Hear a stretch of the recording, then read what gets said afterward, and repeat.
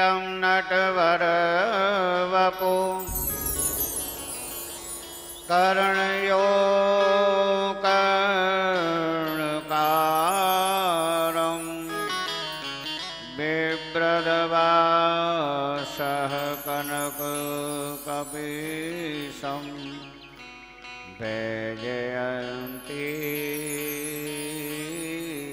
च मालाम्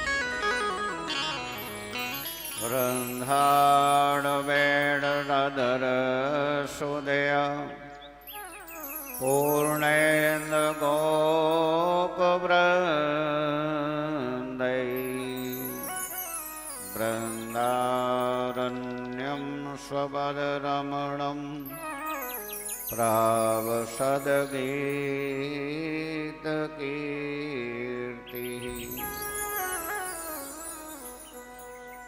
वसुदेवसुतं देवं कंसचाण्डोरमर्दनं देवकी परमानन्दं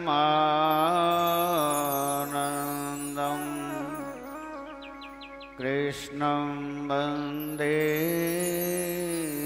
जगद्गुरुं सच्चिदानन्दरूपाय विश्वोत्पत्त्यादिहेतवे तापत्रयविनाशाय श्रीकृष्णाय वयं नुमः। राधे मेरी स्वामिनी मैं राधे को दास जन्म जन्म मोहे दीजियो श्री ब्रज बरसाने को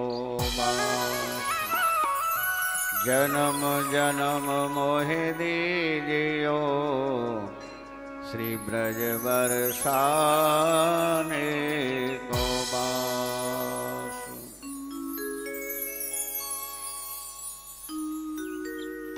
एक नजर कृपा की कर दो लाडली श्री राधे।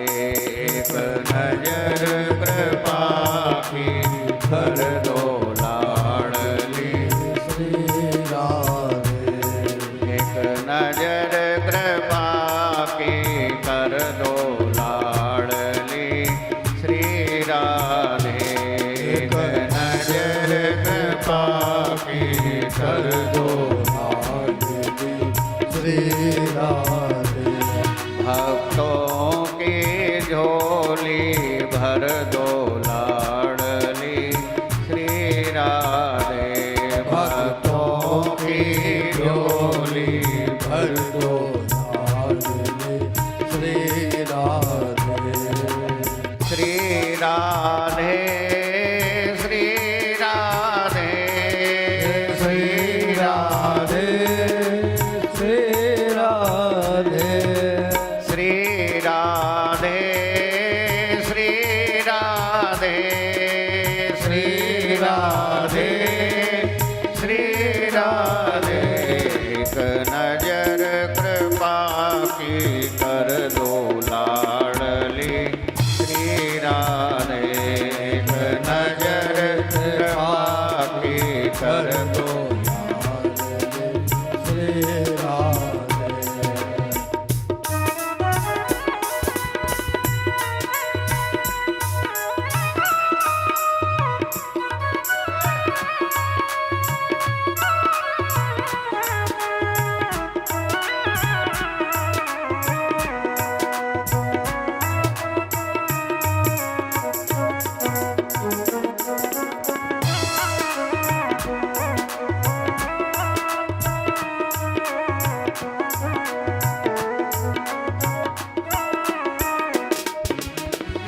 माना के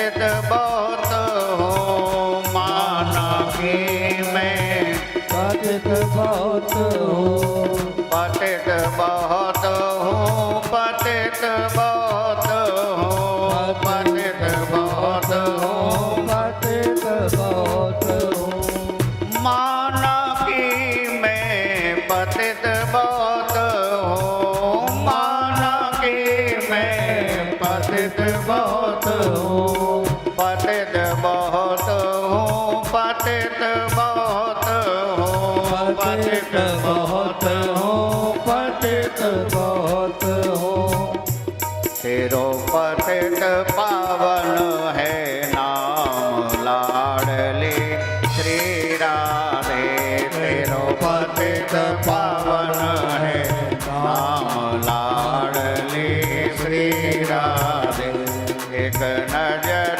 कृपा की कर दो लाडली श्री राधे एक नजर कृपा की कर दो लाडली श्री राधे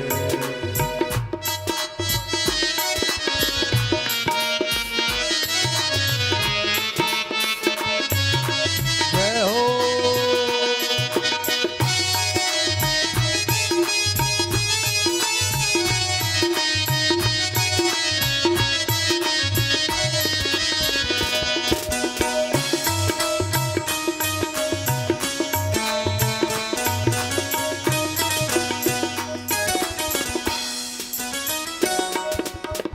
जो तुम मेरे अवगुण देखो जो तुम मेरे अवगुण देखो जो तुम मेरे अवगुण देखो जो तुम मेरे अवगुण देखो अवगुण देखो लाडली अवगुण देखो अवगुण देखो लाडली अवगुण देखो जो तुम मेरे अवगुण देखो जो तुम मेरे अवगुण देखो अवगुण देखो राधे अवगुण देखो अवगुण देखो राधे अवगुण देखो नहीं रखना कोई हिसाब लाडली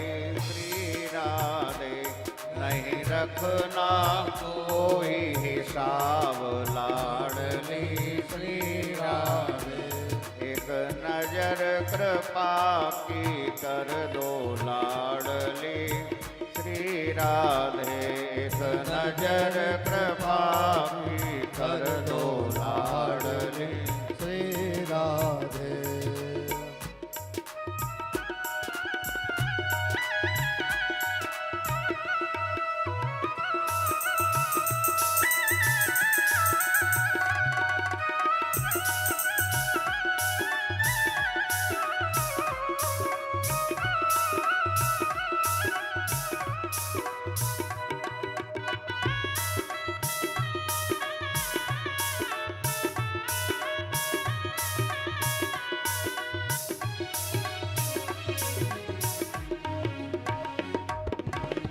चंद्र सखी भज बाल कृष्ण छवि चंद्र सखी भज बाल कृष्ण छवे चंद्र सखी भज बाल कृष्ण छवि चंद्र सखी भज बाल कृष्ण छवे बाल कृष्ण छवि बाल कृष्ण छवि बाल कृष्ण छवि बाल कृष्ण छवे तेरे चरणों में जाऊं बलिहार लाडली श्री राधे तेरे चरणों में जाऊं बलिहार लाडली श्री राधे श्री राधे श्री राधे श्री राधे श्री राधे हाँ श्री राधे